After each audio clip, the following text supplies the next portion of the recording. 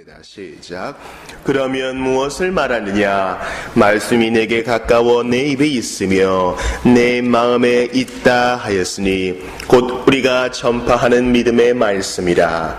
네가 만일 내 입으로 예수를 주로 시인하며 또 하나님께서 그를 죽은 자 가운데서 살리신 것을 내 마음에 믿으면 구원을 받으리라. 사람이 마음으로 믿어 의에 이르고 입으로 시인하여 구원에 이르느니라. 아멘. 우리는 지난 금요일에 로마서 10장의 7, 8, 9절을 중심으로 하나님 말씀을 살펴보았습니다. 우리 주님의 은혜를 받기 위해서 하늘에 올라갈 필요도 없고 땅에 내려갈 필요도 없고 오직 우리의 입에 가까운 그 말씀, 주께서 우리에게 허락하여 주신 그 말씀 속에 주의 은혜가 예비되어 있으니 누구도 핑계할 수 없다 했습니다. 8절을 다시 한번 보시지요. 그러면 무엇을 말하느냐? 말씀이 내게 가까워 내 입에 있으며 내 마음에 있다 하였으니 곧 우리가 전파하는 믿음의 말씀이다. 신명기 30장에서 이 말씀을 이미 했지요. 내가 오늘 내게 명령한 이 명령은 내게 어려운 것도 아니요 먼 것도 아니라. 모세가 이렇게 얘기합니다. 어려운 거 아니다. 다 알아들을 수 있는 것이다. 오직 그 말씀이 내게 매우 가까워서 내 입에 있으며 너의 마음에 있은즉 네가 이를 행할 수 있느니라. 하나님께서 우리에게 하신 말씀은요, 두 가지 차원이 있습니다. 첫 번째, 어린아이라도 다 이해할 수 있는 이 선명함이 있어요. 수문 앞 광장에서 에스라의 주도하에서 부흥 집회가 벌어졌으라 생각해 보세요. 해가 중천에 뜰 때까지 백성들은 서서 하나님 말씀을 들었습니다. 그리고 회개했지요. 거기에서 학사 에스라가 주도하는 말씀 사역에 동참한 자들은요, 어린아이부터 노년에 이르기까지 알아들을 수 있는 자는 다 있었다고 했어요. 이 말은 어린아이도 누구라도 와서 앉아있으면 이해할 수 있는 것이 바로 하나님 말씀이라는 겁니다. 물론 그 어떤 학자도 다 그 깊이를 알아낼 수 있을 만한, 알아낼 수 없는 큰 깊이를 가지고 있는 것도 사실입니다. 그런데 지금 바울은 모세를 인용하여 무엇을 얘기합니까? 이 말씀이 너의 입에 있고 너의 마음에 있다 하였으니 네가 그렇게 가까이 하고 있지만 쉽사리 인정하지 않고 가벼이 여기는 그 말씀은 바로 믿음의 말씀이라 그랬습니다. 저는 8절을 마무리하면서 누가복음 16장을 인용하지 않을 수가 없어요. 참 누가복음 16장은 우리 어제 오후에 우리 교리를 배울 때도 다루었던 중요한 근거 본문입니다. 바로 부자와 나사로에 대한 것입니다. 우리가 어제 신자가 죽을 때 바로 그 즉시 영혼이 천국에 들어간다는 것을 배웠습니다. 웨스트민스터 소요리 문답 37문이 그것을 말하죠.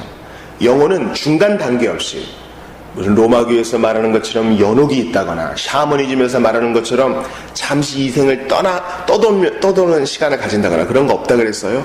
즉시 낙원에서 눈 뜹니다. 그때 근거 본문이 누가복음 16장이었습니다. 부자와 나사로가 있었습니다. 부자는 경건함을 드러내지 못하는 완악함이 있었어요. 믿지 않았습니다. 그래서 이 땅에서는 호의호식했지만 죽은 이후에는 불구덩이에서 눈을 뜨게 됐습니다. 반면에 거지 나사로는 이 땅에서 참으로 비참하게 살았지만 죽은 이후에는 아브라함의 품 낙원에서 눈뜨게 되었습니다. 이제 부자가 정신을 차려보니까 이건 너무 황당하거든요. 너무 후회가 막급해요. 이 말은 우리가 육신을 벗고 각각 다른 처소에 눈을 뜨게 된다 하여도 우리의 영혼은 불멸한다는 걸 알 수 있어요. 우리는 없어지는 게 아닙니다. 우리의 자아는 없어지지 않아요. 단지 몸을 벗을 뿐입니다. 참 이 불멸하는 영혼을 생각할 때에 우리의 장래를 반드시 생각해야 합니다. 부자가 아브라함에게 간청합니다. 저 나사로 우리 아버지 집에 보내주세요. 형제가 5이나 있는데 나처럼 여기 올 수 없습니다. 그래서 죽은 자가 일어나가지고 자기들한테 오면은 믿을 겁니다. 그러면 회개할 겁니다. 부자가 장담해요. 그때 아브라함이 뭐라 그럽니까? 이르되 모세와 선지자들에게 듣지 아니하면 비록 죽은 자 가운데서 살아나는 자가 있을지라도 권함을 받지 아니하리라. 아주 중요한 말씀입니다. 죽은 그 즉시 우리의 영혼이 낙원에서 눈뜬 것과 동시에 누구라도 예외 없이 모세와 선지자들, 즉 하나님의 말씀을 듣고 회개하지 않는 자는 여기에 들어올 수 없다는 거예요. 즉 낙원에는, 천국에는 누가 있어요? 기적을 체험해서 온 사람이 아니라 하나님 말씀을 듣고 회개한 자들이 있는 거예요. 죄가 너무너무 많은 사람이 지옥에 있고 죄가 그래도 상대적으로 적은 사람이 천국에 있는 게 아닙니다. 오직 회개한 사람, 말씀을 듣고 회개한 사람만 낙원에서 눈뜨는 겁니다. 바로 8절, 곧 우리가 전파하는 믿음의 말씀이라. 이 우리라 함은 사도적인 교회를 말하는 거예요. 하나님께서는 이 귀한 진주를 이 땅에 연약한 교회에 맡겨놓으셨어요. 그래서 교회는 여러모로 부족하고 여러모로 비틀거려도 정결한 신부입니다. 생각해보세요. 집에서 기독교 방송을 틀거나 유튜브를 틀면 아주 좋은 설교들이 쏟아져 나옵니다. 그럼에도 불구하고 하나님은 지역교회를 통해서 당신의 일을 하셔요. 우리가 TV에서는 말씀을 들을 수 있어도 성만찬의 떡은 받을 수 없어요. 우리가 TV에서는 은혜로운 예배의 광경을 눈으로 볼 수 있어도 세례의 물은 경험할 수 없다고요. 하나님은 이 지역교회에 말씀과 성찬 그리고 권징을 허락하시어서 믿음의 말씀을 보존케 하셨습니다. 그러므로 어제나 오늘이나 우리는 하나님 말씀을 증거하고 알려주기에 힘쓰는 것입니다.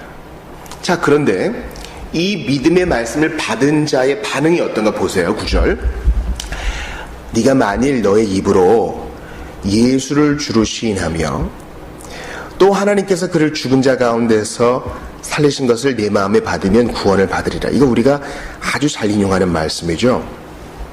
그런데 이 순서가 좀 껄쩍지근하게 느껴져요. 왜냐하면 입이 먼저 나오잖아요.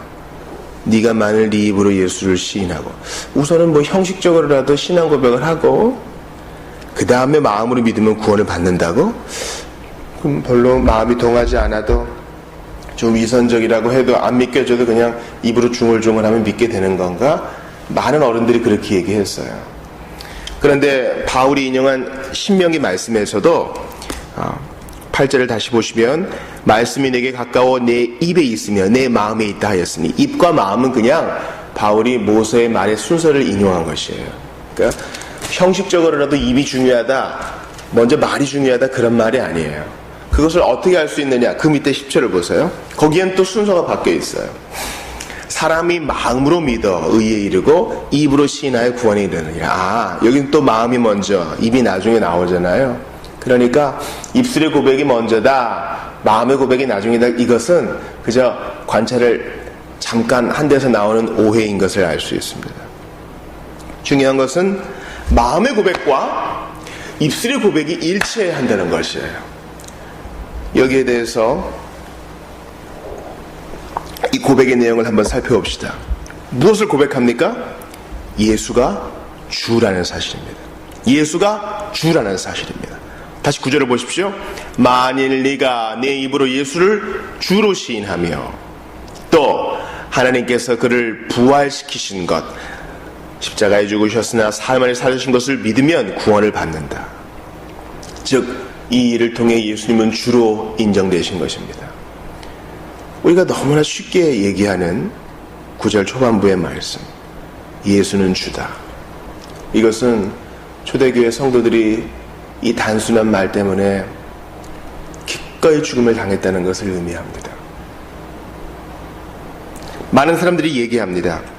처음 예수를 믿을 때는 구원자로 믿는 거야. 처음 예수 믿을 때는 그저 나를 구원해 주시는 좋은 분으로 믿는 거야. 그 다음에 신앙생활 하면서 주인으로 믿는 거지. 그렇게 얘기해요. 이런 논쟁이 미국에서 있었습니다. 소위 주제권 논쟁입니다. 그래서 회개의 열매가 맺혀지지 않아도 믿기는 믿은 거야. 이렇게 그러니까 얼버무리는 신앙의 행태가 있었어요. 달라스 신학교를 중심으로. 마음만 바뀌면 되는 거야. 그러나 예수님은 한 번도 그렇게 얘기하신 적이 없습니다. 나를 따르라! 지금 좀 힘들지? 우선 믿는 신용만 해. 우선 입으로만 시인해. 나중에 좋아질 거야. 괜찮아. 다 잘 될 거야. 예수님은 그렇게 말씀하신 적이 없습니다. 나를 따르라. 그분은 조금도 물러섬 없이 십자가를 지라 말씀하셨어요. 그러니까 그분의 입장에서는 예수 믿는 것과 제자가 되는 것과 십자가를 지는 것은 같은 것입니다. 단계가 있는 것이 아니에요. 예수 믿는 자에게는 주님이 완전한 순종을 요구하셔요. 처음에는 10%만 해. 내일은 20% 하자. 오늘 한 번만 죄지어. 내일은 하지 마. 주님은 그렇게 하신 적이 없어요. 예수를 주로 시인한다는 말은 주인으로 믿는다는 거예요. 주인으로 시인하고 마음으로 따르는 거예요. 실천한다는 것을 의미합니다. 그렇게 할 때 구원을 받는다는 거예요. 그냥 입술만 알량알량 거려서 구원받는 게 아닙니다. 예수를 주로 시인한다는 것은 나는 그의 다스림을 받는 제자예요. 그의 노예라는 것을 의미합니다. 사도 바울이 나는 그리스도의 종이라 그러죠. 번역이 잘못됐다 그랬어요. 그리스도의 노예라는 겁니다. 모든 신자가 마찬가지예요. 예수가 주다. 오직 하나밖에 없는 주다. 이것이 초대 그리스도인들의 믿음이요, 우리의 믿음입니다. 156년, 그러니까 지금으로부터 한 1900년 전에 156년 2월 22일에 순교한 우리 교부가 있어요. 바로 폴리캅이라는 교부입니다. 313년 전까지만 해도 로마 제국 안에서 예수를 믿는다는 것은 상당히 어리석은 일이었어요. 왜냐하면 예수 믿는 사람들은 무신론자로 구분됐거든요. 왜냐하면 로마는요, 그리스의 다신 문화를 받아들여가지고 신이 너무너무 많아요. 우리나라 샤머니즘처럼. 그래서 뭐 이것도 믿고 저것도 믿고 하는 거예요. 그 중에 하나가 바로 가이사, 로마 제국의 황제예요. 여러분 생각해 보세요. 서쪽으로 영국, 오른쪽으로는 페르시아, 인도까지 그 드넓은 지역을 다스리려면은 종교밖에 없어요. 강력한 리더십을 발휘해야 되는데 강력한 리더십의 한계가 있다고요. 그래서 이 큰 제국을 다스리는 사람은, 황제는 신이야. 이렇게 딱 해야지 큰 제국이 다스려지는 거예요. 그래서 가이사는 주입니다. 가이사는 하나님입니다. 이렇게 인정을 해야만 됐어요.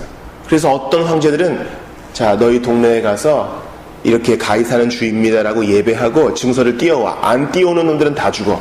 이렇게 명령을 내릴 정도였습니다. 그래서 로마 제국은요, 그리스도인들을 이렇게 다양한 신을 인정하지 않고 여호와만 믿으니까 너희들은 신을 안 믿는다, 무신론자다, 이렇게 치부했습니다. 자기들끼리 모여서 뭐 성만찬을 나누고 이것은 그리스도의 피입니다, 살입니다 이러니까 얘네들 악이 잡아먹는구나, 그렇게 생각했어요. 너는 나의 형제여 자매였다 이러니까 얘네들 다 근친상간하는구나, 그렇게 오해했습니다. 폴레캅이라는 교부가 잡혔어요. 86세나 되었습니다. 노인이죠. 그 시대 2세기에 86세 살았으면 진짜 장수한 거 아니에요? 그리고 너무나 성품이 고결해가지고 그를 데리고 오는 군인들도 이렇게 굽신굽신대고 예우를 해줬어요. 로마 관리가 얘기합니다.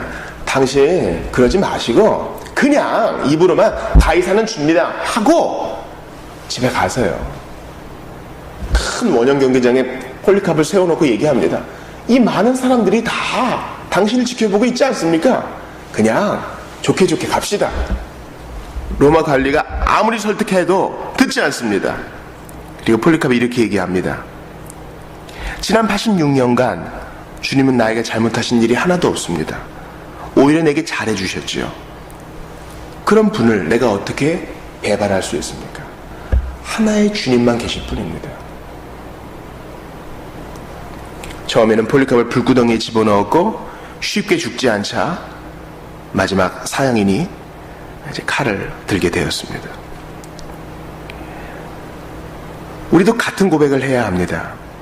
우리의 주인은 단 한 분, 예수님밖에 없어요. 근데 그 주인은 폭군이 아니에요. 뭐 세금 내라, 우리의 노동력을 착취하고 우리의 가정을 파탄내는 그런 독재자가 아닙니다. 선하신 주님이세요.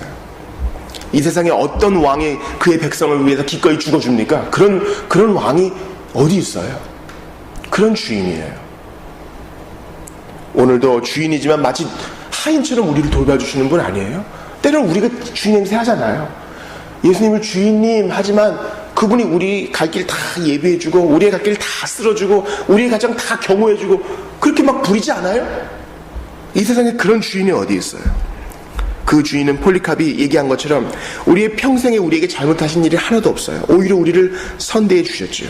그 주님 한 분밖에 없어요. 그렇다면 그 주님이 요구하시는 대로 예수가 승리하셨다는 사실을 믿으십시오. 그분이 여호와라는 사실을 믿으십시오. 그분이 우리의 사고와 우리의 윤리와 우리의 전문 영역과 교회와 선교를 다스리신다는 사실을 믿으십시오. 그분이 하시는 모든 일에 무릎 꿇고 아멘으로 순종하시기를 바랍니다. 빌립보서 2장 11절입니다. 모든 입으로 예수 그리스도를 주라 시인하여 하나님 아버지께 영광을 돌리게 하셨느니라. 이제 예수를 부리지 말고 그분 앞에 무릎 꿇고 주님, 제게 무엇을 원하십니까? 무엇을 말씀하시는지 하겠습니다. 폴리캅이 하나님, 예수 그리스도의 하나님, 나의 주 나의 하나님, 주님은 참으로 선하십니다. 인정하면서 그분 앞에 모든 것을 내어드리는 우리 모두가 되기를 바랍니다.